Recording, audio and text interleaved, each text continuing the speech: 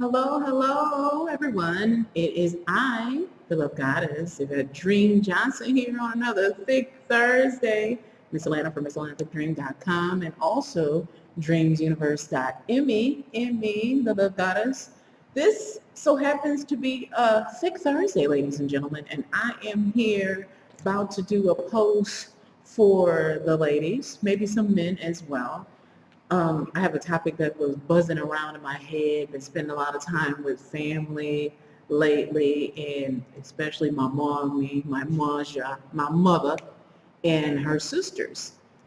Last year, 2018, was a womb healing journey I've shared with some people who follow me and my sister and my kids. A womb healing journey where I learned a lot about sisterhood, family, my history, and about things, of course, sexy and sacred, and why some things happened in my life and in my family. It was a major journey, and I became a grandmama for the very first time of a daughter, a grandchild. So yes, I'm a glammy now. This blog, I want to name it Things My Mother Taught Me. Things my Maja taught me.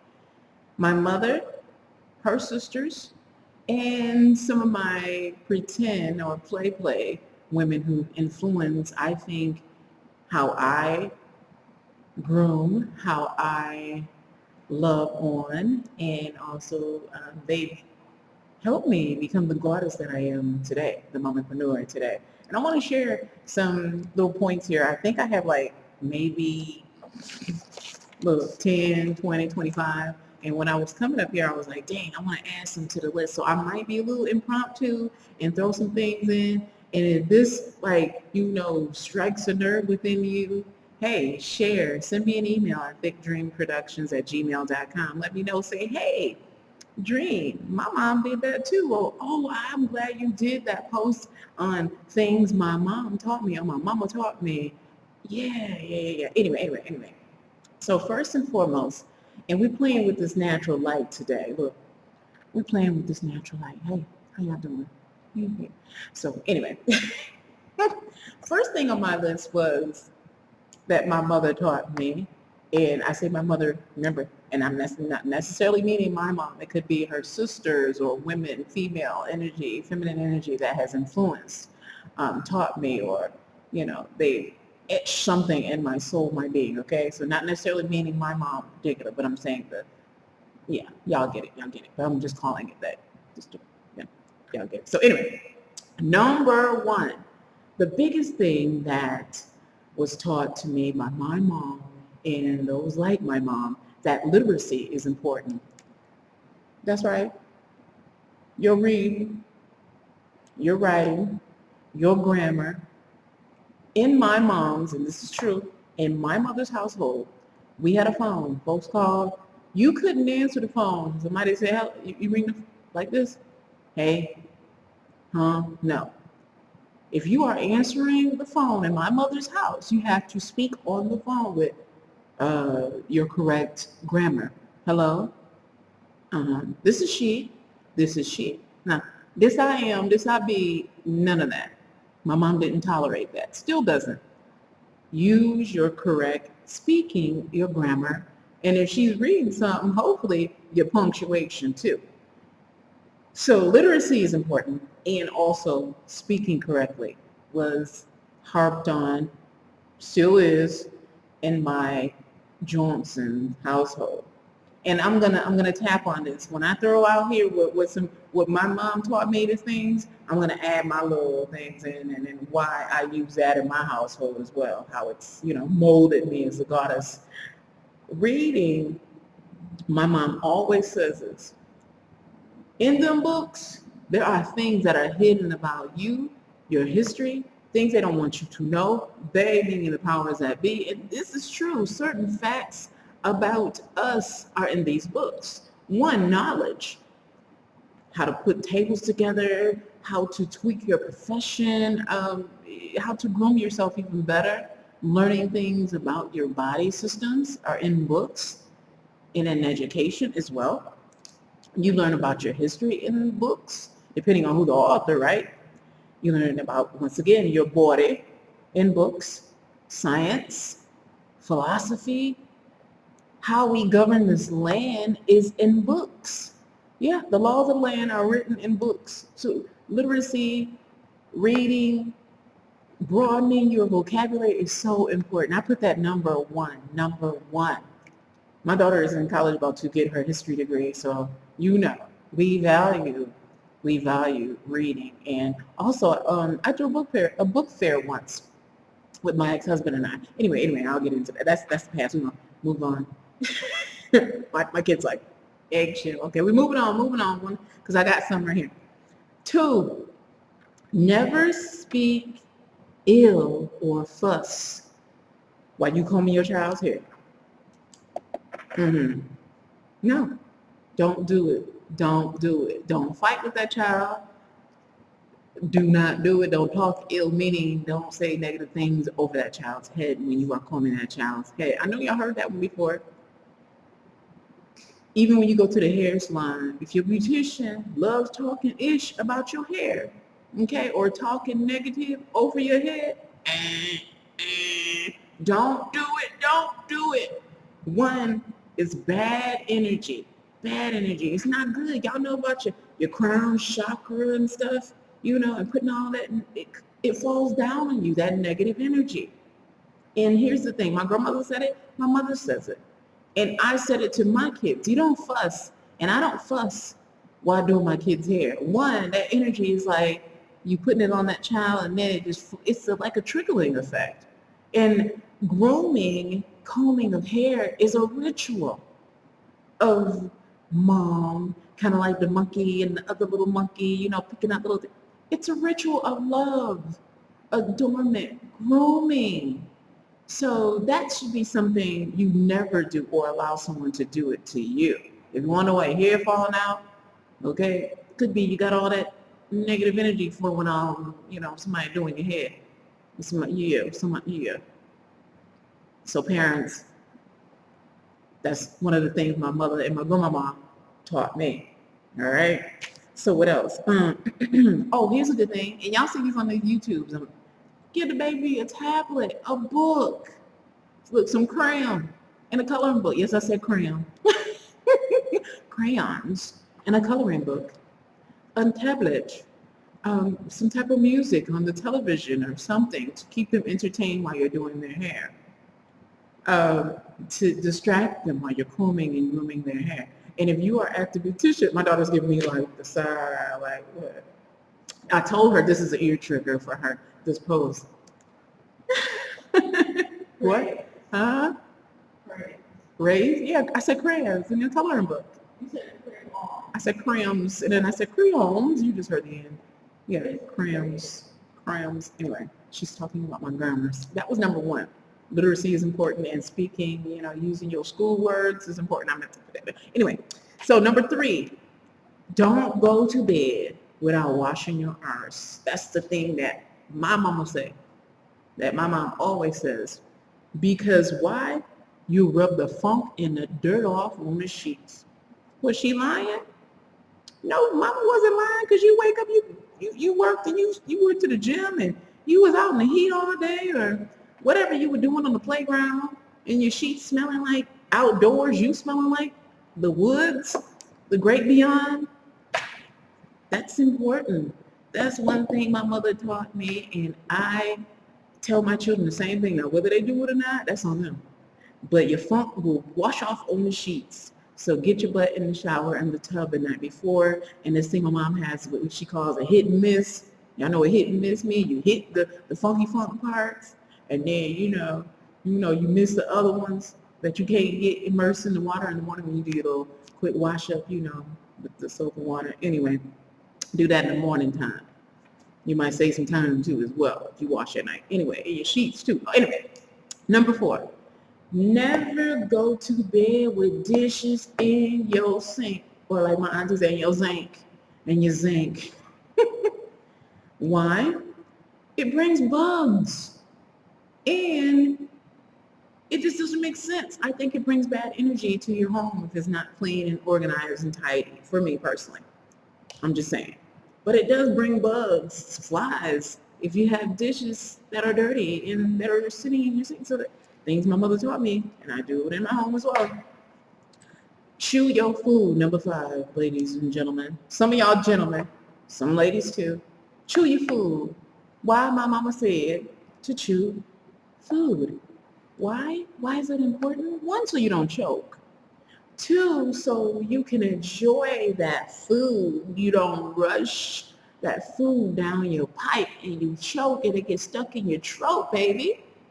So chew your food. Don't rush. Chew with your mouth closed too. That's what my mama says. You know, she says it for a reason. When you don't want like things flying all over the room when you're chewing, and everybody looking at you, you got just eat like Pac-Man. You ever seen that? Like a dog eating a hot dog. Some people I can understand who've been locked up. They had to like eat like this, like that, and in a hurry. You've been trained to do that because you have to go here, here, here. I get that. But when you are not in a hurry, take the time to enjoy your meal. Taste everything about your meal, the texture, whether it's moist or whether it's crunchy. You get to have like a little romance, a little dance in your mouth, when you take the time to chew your damn food. Okay? And it also encourages, this I know, because I am a medical assistant by trade, and not that the fact that I am a mom of more than, and a grandma mom, it encourages proper digestion if you chew your food. It's easy for you to break all that food down into your tum-tum and so it can exit out the back door instead of you on the toilet because you're not chewing your food properly. Take your time, baby. The food is not going to run off your plate like my mother says. It's already dead. We had to kill it. It's not going to come back to life and run off your plate. My daughter sitting in, she knows this is true. So number 6, another thing that is so important, things my mama said, when you are cooking in the kitchen, cook and clean at the same time. It is better. It saves time, less stress on the person who's the designated dishwasher that night. And it might be you, might be your husband, might be the same child. That's so much stress. That child might not even want to sit down and eat a meal after they had to wash all them dishes or they're tired. You never know. So clean as you prepare your meal. Mom, good for telling me that. She was good for telling me that. And I see why. My grandmother did it too, because when it was my turn to do dishes, there was not a whole bunch of stuff to wash because my grandmother would get in there and get them biscuits and get them pans all whipped up, them pots all whipped up. And there would not be a lot of dishes and there would not be a lot of mess. She didn't have flour everywhere and all the dishes piled up in the sink. No. A good cook, listen, a good cook knows how to clean when they are preparing the meal, right? So number 7, I do this too. Removing of the shoes at the front door. Taught me, still do it. I do it for energy reasons. Yes, bad vibes, bad energy, and out of respect, because I know carpet cleaning at times can be expensive, and I don't know where I've been out here in these, walking around in different bathrooms, gas stations, and parks. You don't know what you have stepped into. So taking off your shoes when you're entering the home, that was a good one, Mom. That was a good one. It cuts down in germs and things that you're bringing in the home. And different cultures do it anyway, but I just do it. I do it, one, for energy reasons and also for cleanliness reasons too. Yeah, taking off the shoes when you enter the front door. A good one, Mom. Number 8, wear a good undergarment, ladies. Undergarment. Let me read my notes. Daily, and especially post-childbirth, wearing a good undergarment is important. Undergarment meaning something that is made out of spandex, something that sucks you in when you have those curves. And if you don't have curves, it helps with you not being so lumpy and so, out of form looking. I don't want to say shape, but out of form. So it smooths those lumps a little bit, and you look good when you have on your clothes. And also, why it's important to do that, wearing a good undergarment, whether it's a little spandex, little shirt. Ladies, if you are still having children or if you had children, you want to know why your fupa, meaning your front upper pussy area, your your fupa is just a little bit too, because maybe you didn't listen to your gram or your mom, or maybe your mother didn't tell you to wear a good undergarment post childbirth. As many children I've had, I did it with all except one. And that I regret, because I like being able to see my Sheila when I go pee. I love that. I love seeing my Sheila when I need to shave. And having a good foundation or a good undergarment after having children, it helps bring it down and get you back tight and right. It trains, as y'all say, waist training.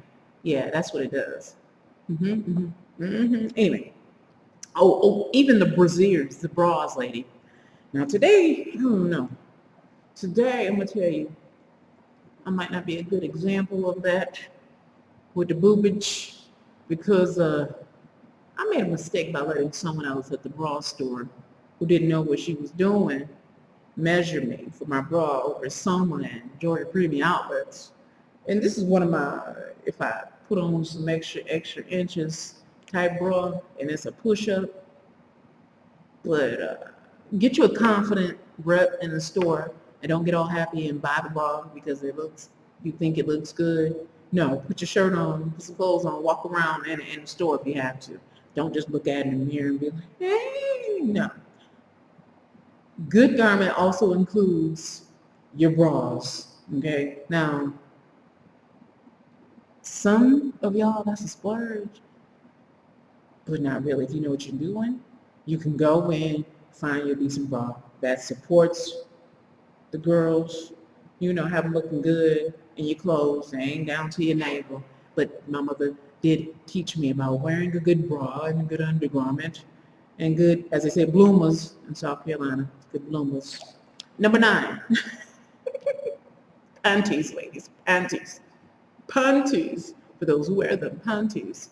Good panties. Anyway, number 9, exercise is important. Now, my mother didn't say, you got to exercise, you got to eat your vegetables and things of that nature. She didn't say that. Some of these things she didn't say directly. It's just through her mannerisms and through her practices and her rituals, okay? I'm putting them in sentences. Now, if she said, my mother said that, then I will say she said it, okay? And remember, this is also a play on words. It could be my mother's sister. It could be a pretend mom. It could be someone else's mother. That's what happens when you're doing this as a well persona. But I'm going to give my mother credit for the things she did teach me, though. Shout out. My mom did put exercise in her life and proper nutrition. Even as a thick and curvy woman, she did exercise. And I took on that. I may not do it every day, but exercise is important. Why? Because from what I'm seeing, a person who has osteoarthritis, different inflammation things happen in the body, it is so important to remain mobile, or mobile, depending on where you are, mobile, remaining, that you can keep your independence without a cane, wheelchair, a walker, when you are up, moving and grooving, especially after certain surgeries. They get you to move and groove, because why? To get that gas out your body. You ever been sick? And here's another example that I have to share, and that makes sense. This is something my mother did teach me. Well, actually, her mother. And my mother did too, and in her own little way. Now I thought about it. Hold on. Yeah, my gram did, and my mom did. And I teach my daughters that. When you're sick, is what I'm getting at. When you are sick, you can't just lay around. Now, if you don't feel good, you don't have the strength, and you just feel like shit. Okay, I get it. But you have a day, 2 if you need it. Get up, get moving and grooving. It is so important to get your body moving to, 1, help fight that disease and help you not get so stiff. And also when you have had surgery, that gas and stuff that they use during surgery, it gets you all bloated. What happens when you start moving? You start what? Moving that gas out your body. So instead of feeling all full and not feeling so well, that gas gets exited out of the body. Well, for me, and obviously my mom and her mother, they believe the same practice when it comes to illness and how you feel, your energy, and help you being balanced is being active and moving and grooving. You don't have to be all over the place like a little bunny. No, I'm saying just a stroll or in your house just sitting up, not just laying down and just sitting in it like, oh, sitting back, oh, you know what I mean? No, no, no, no, no, no. No, for me, when I have sick days and I'm just laying around, oh my God, I'm about to die. Oh, I feel worse. So I have to sit up somewhat, elevate myself, tilt myself up. And I have to get up every now and then, not just sit for a whole entire day. Even when I'm having a wind down day or a day off, a mental health break, I still get up and move. I don't just sit there like I'm in a catatonic state. I can't do that. I can't do that. I have to move. I have to be. Anyway, number 10, inexpensive ways to clean my teeth. That's what my mother taught me, and her mother taught me. Yeah, I think my mother taught me. Baking soda and peroxide. Cheapest, inexpensive teeth whitening thing one could ever do in flossing. And drinking water after you, stuff like that. I need to sit, by the way. They didn't have Coke Zero. I wonder why. Drinking water after you have something sugary to drink. That's what they taught me, the importance of, keeping it a nice smile and things of that nature, yes. And my mom, she taught me about some nice little products. Yeah, water is important. Oh yeah, they love water. Drinking water helped with their teeth. My grandmother so the day she died, her teeth were white. Okay, she had nice teeth. She didn't have rotten teeth. My grandmother did. My mom loves that Optic White thing and the 3-day, not the 5-day, not the 1 week, the 3-day Express Clean. And then she mixes it with some stuff. And my mom drank coffee, tea, okay, and has like $1 million smile. $1 million smile. Can save y'all some money. Y'all going out here getting all that stuff done. And you could just do it the old-fashioned way sometimes. Number 11, kill them with kindness. Kill them with kindness. Kill them with kindness. Yes. My mother, her mother, some women in her family, they've been through a lot of ish. And it amazes me how they still are able to be polite, have a conversation with some of the people that have wronged them. They taught me so much with that particular, I don't know if it's behavior, it's in the genes or something, I don't know. And they taught me how you could still show up and mingle, be unbothered, look, and smile. Not being phony, no, because you're over it. You're unbothered by whatever situation, whatever friction that occurred between the two of you all. Yeah, in order for you all to have, whether it's a family function or whatever, y'all can stay in the same room, you showed up at the hospital at the same time, whatever the case may be. Instead of rehashing things, you just be adults and move on and be amicable and kill it with kindness. Let the love heal the situation. Yeah, and not rehashing. I did learn that from the women in my family. Because when you do allow someone to keep you in that headspace, what do? They keep you in the past. They keep you unhealed, and they also have power over that situation, whatever occurred. And they may have been the one that had wronged you, and they done got all over it with it. Yeah, then moved on and got a whole new husband and left your husband alone. Okay? They done moved on. And they speak to you and everything, and you still just holding on to that. Then gain 1,500 pounds and teeth rotting up. You're not working. You just went to the bad, as they say. because of that situation. We don't do that. Kill it with kindness. Move on. Rise. Bye-bye. Bye-bye. You know? And moving on. 12. Take care of home first. Take care of home. Take care of home. Take care of home. That's what I learned from my mama. Look, my mama and them is to take care of home first. Then you can go out there in the streets. Take care of home. Kids okay? Check. Bills paid? Check. Paid on them. Your hubby tended to? Yeah, he all right. Check. Okay? Then you could say, fuck them kids. Fuck them. And everybody else. But you got to tend to home first. That's what my mom and them taught me. But that's something that is so important to them, taking care of that stuff first and foremost. For you can have your fuck your kids and your husband and everybody else day. But you got to take care of them first. Okay? Now, let me pause. Let me say this. For me personally, there is some times when you need a mental health break, okay, in order for you to become a better caregiver, et cetera, ladies and gentlemen. I think I'm losing my light here.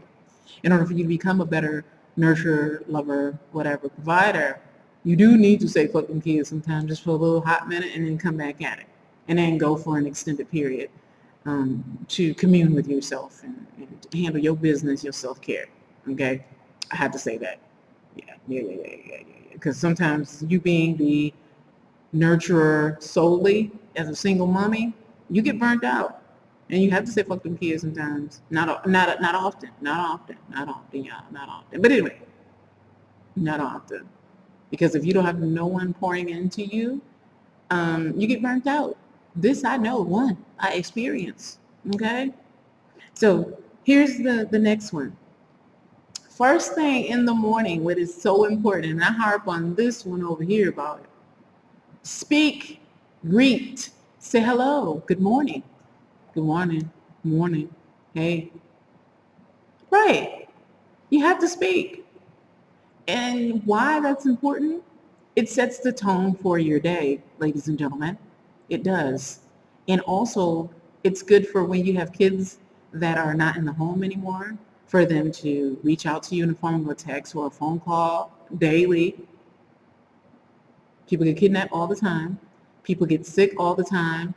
Your roommate could be out on the floor from stroke or whatever, having a seizure, and you didn't even go say hello or hi that morning.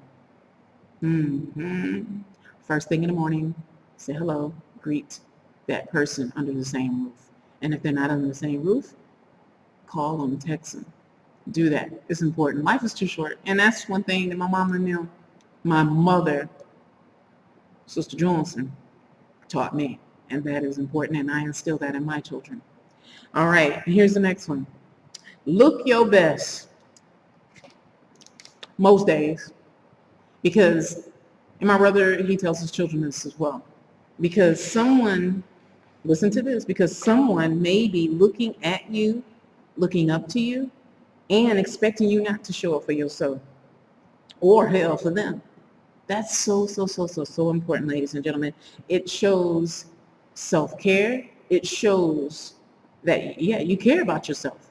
Now, I'm not saying get out here and be all dapper down and, have your church clothes on every day. No, I'm talking about however you do, whatever you do to put yourself together, do it daily. Yeah, look your best. Not your Sunday's best, but look your best. Excuse me. Let me get this little tickle out my here throat.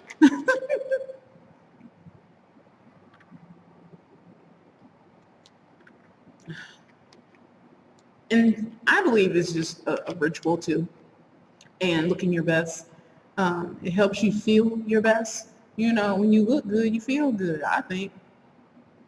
And even if you look like shit, you don't have to, rewind. Even if you feel like it in here and you looking your best, okay, that's great. That's great. It doesn't have to match what you feel inside. A lot of people do that. But anyway, You know what I mean. 15. Nothing wrong with hard work. There's nothing wrong with hard work, but you need to hustle for yourself as well. That's what my mom and them taught me. I come from a family of entrepreneurs, ladies and gentlemen. So that means someone, mostly all of the someones in my tribe, my community, has their own business, their own side gig, their own hustle. hmm My grandfather did. My grandmother did contract work at some point of her life. And but even if you have a W-2 job, that's fine. But have your hustle. That's what I know from being a Johnson woman. Have your own business. It helps. It's very therapeutic when you're doing something that is filled with passion and purpose. Yes, passion and purpose. That's what my family does. The entrepreneurs, they do it with passion. That's your ultimate. Oh, that's a good one. I need to do a video about that. How do you find your side hustle or your side gig? What are you passionate about? That's easy. Whatever you're passionate about, make it your side job or your side hustle. Anyway, moving on. I gotta hurry up. Number 16. We all fail, make mistakes, but we don't stay down for long. Ooh, let me tell you what that means, me saying that, okay? We've all went through something. Everybody, we go through some shit. We fail at some things. We fuck up. But the key thing is getting back up, not staying down, not getting all into a rut, not becoming stagnant. You get back up. Get out of that funk, okay? Get up and get moving and grooving. That's what I learned from my mama and them. My mama and them. 17. And we're getting on into like some sexy and sacred stuff here. 17. The lipstick letter on the mirror. Ooh, you like, what? Lipstick letter on the mirror. Yes.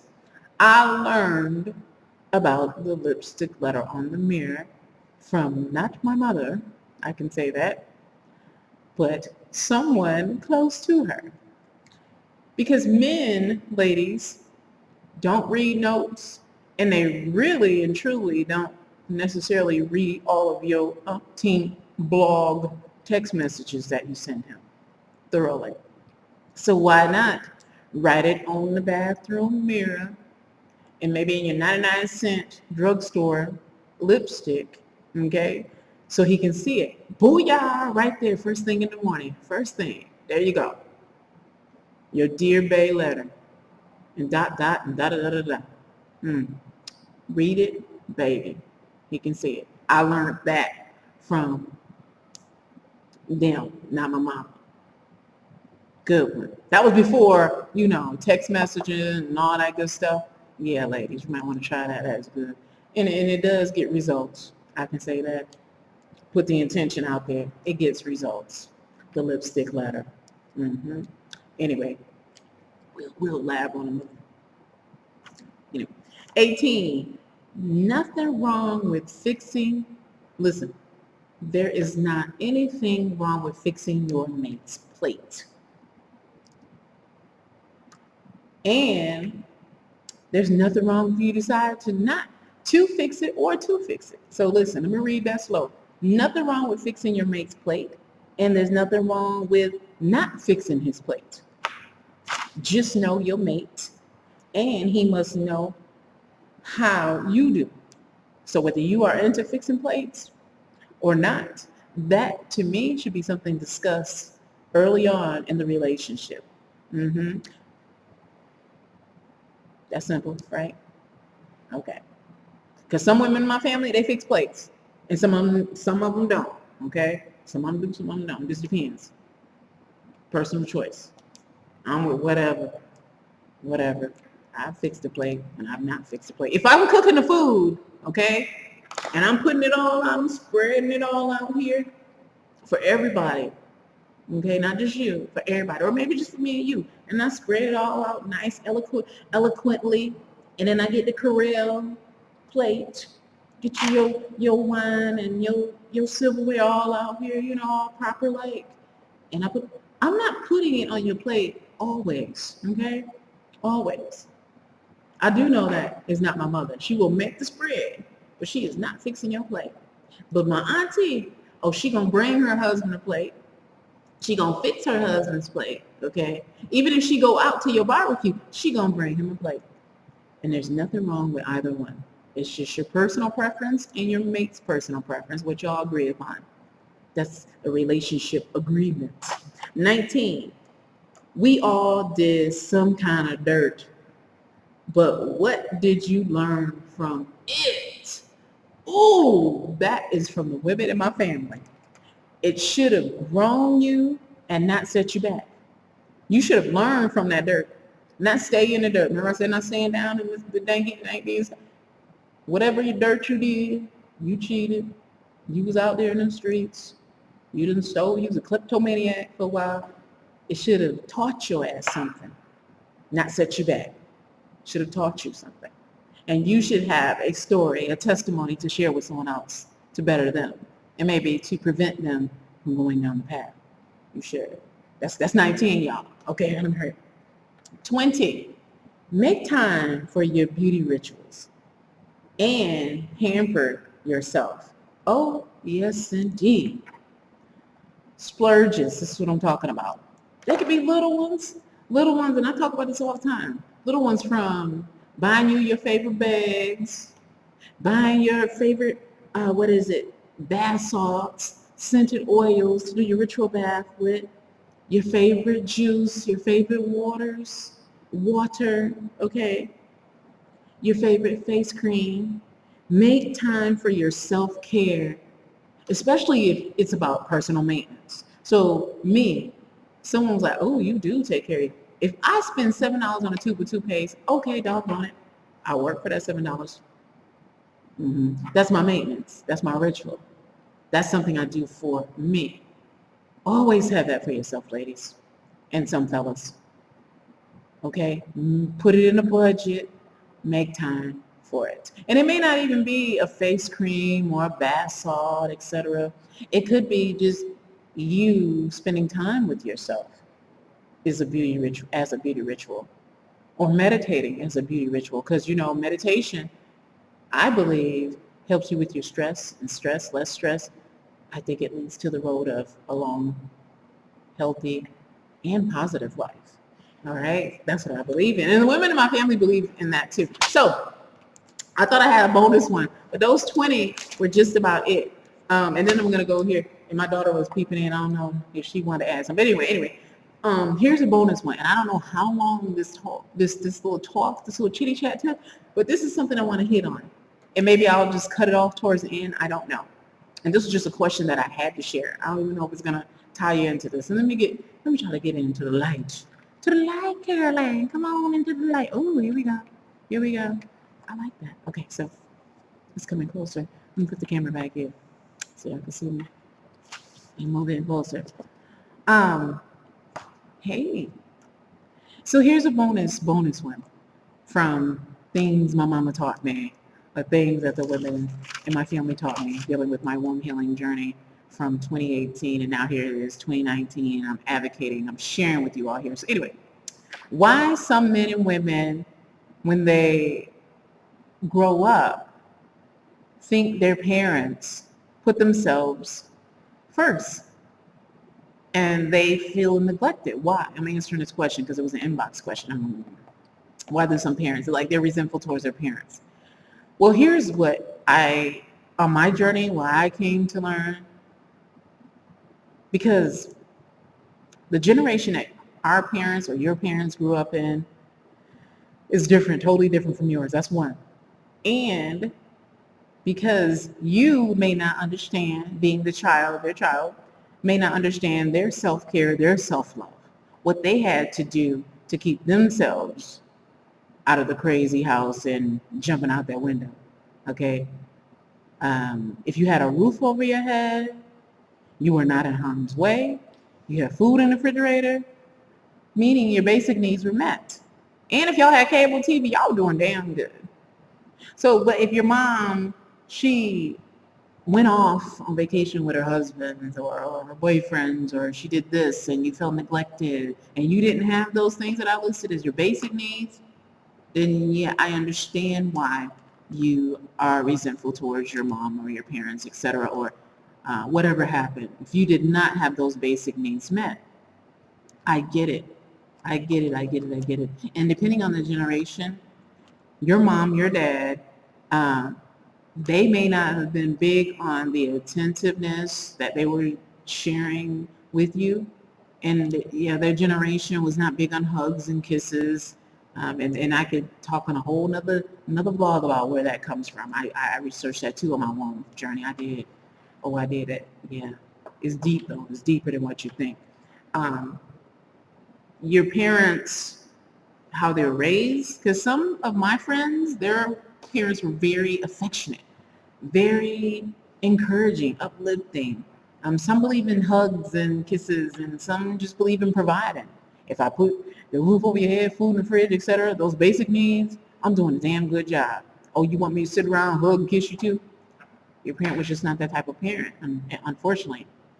I'm hoping that you are the parent that will give the hugs and kisses or receive those hugs and kisses from your mate if you did not receive them coming up.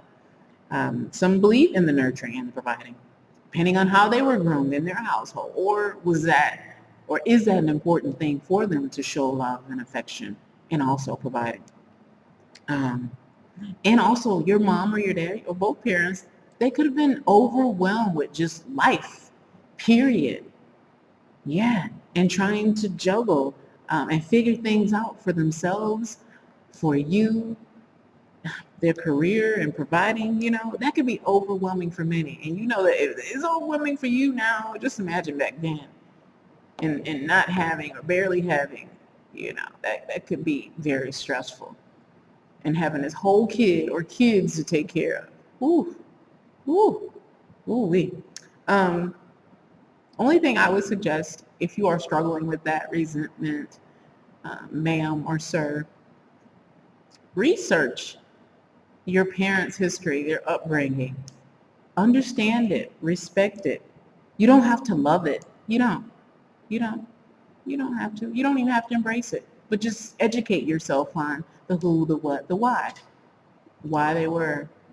Maybe because it's just simple. They are who they are. But anyway, you don't have to love it, but get to know why, the who, the what, and why. So you can release the resentment and the pain and move on to healing. Yeah. So I hope that answers the questions or that little topic about why some men and women, parents, um, were selfish or, yeah, they appear selfish or they put themselves first in the parenting roles. And yeah, why were those parents selfish?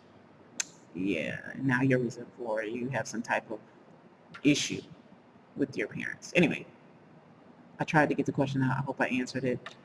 Uh, yeah.